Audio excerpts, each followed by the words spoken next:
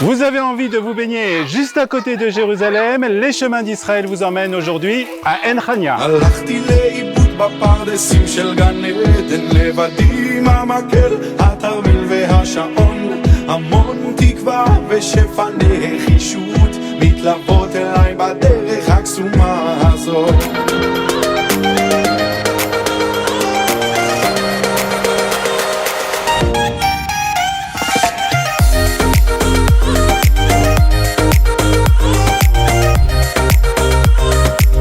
Shmuel Bokobza, shalom. Shalom Olivier. Alors on se trouve aujourd'hui, on va visiter ensemble Ein Chania. Est-ce que tu peux nous dire où ça se situe? Alors Ein Chania, ça se trouve au sud-ouest de Jérusalem, à 8 minutes en voiture de Malcha.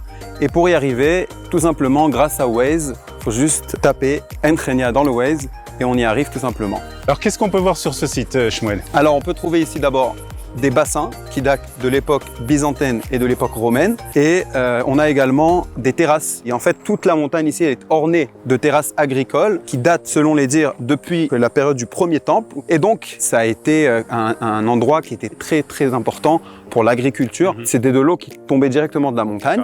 Et il y a des enclos qui ont été créés pour justement récupérer ces eaux-là. Alors on y va.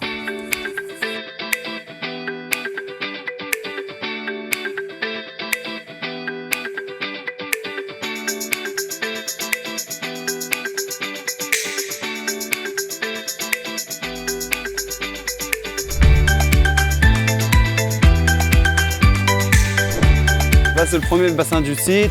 C'est vraiment un enclos qui a été créé, donc ça revient jusqu'à la période byzantine romaine. Et aujourd'hui, ça sert de bassin comme une piscine. Mais la seule différence, c'est que c'est une vraie piscine originale. Tu peux nous parler de l'eau parce que des fois, dans ce genre de bassin, on a un peu peur de rentrer dans l'eau. Mais là, elle a l'air vraiment très claire. Comme c'est un parc qui est entretenu par le Ratag, qui est donc ici l'office qui s'occupe de tous les parcs nationaux en Israël. Par exemple, l'eau, elle est changée de temps en temps. Le fait que c'est vert, parce que le parterre, en bas, il est vert. Mais c'est de l'eau claire. Il n'y a aucun problème.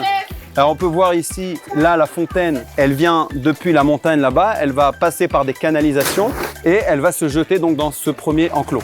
Donc juste à côté de ce bassin-là qu'on vient de quitter, il y a des canalisations d'eau qui vont passer par cette fontaine-là et qui vont le mener et qui vont se déverser vers un autre bassin qu'on voit là. Ce bassin-là, il est plus profond. Alors ici, il y a aussi dans des endroits comme là, par exemple, on peut se poser, faire un pique-nique, sortir la pastèque. Mais surtout ici, il ne faut pas faire de méchoui, il ne faut pas faire de barbecue ou d'écouter de la musique fort, c'est interdit également. Et ici, c'est un endroit un peu plus central.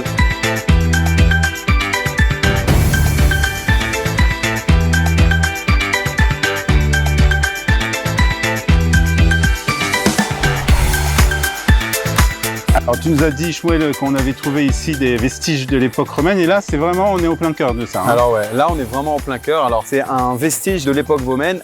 Ça faisait partie d'une énorme villa. Pendant la période romaine, quand Rome était encore païenne, ça servait d'idolâtrie. Mais quand Rome est devenue chrétienne, tout ce qui était idolâtre a été simplement enlevé. Mais ils ont gardé quand même ça. Ça fait partie de quelque chose de beaucoup plus prestigieux.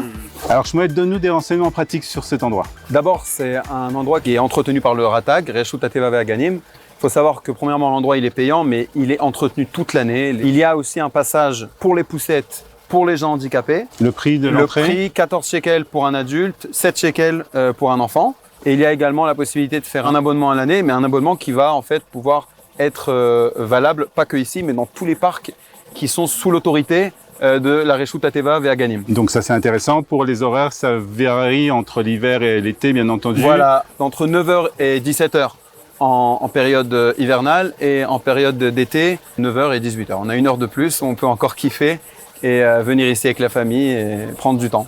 Shmuel Bokobza, merci. Et puis on veut te retrouver bien entendu tout au long de l'année pour des visites, plus particulièrement à Jérusalem. Voilà, exactement. Tout Israël, et je me ferai aussi un plaisir sur Jérusalem, dans la vieille ville, autour de la vieille ville, de pouvoir donner des informations et de guider toute personne. Merci beaucoup Shmuel. C'est moi, Toda Rabba. Et nous, on se retrouve très prochainement pour un nouveau numéro des Chemins d'Israël. הלכתי לאיבוד בפרדסים של גן עדן, לבדי עם המקל, התרמיל והשעון, המון תקווה ושפע נחישות מתלוות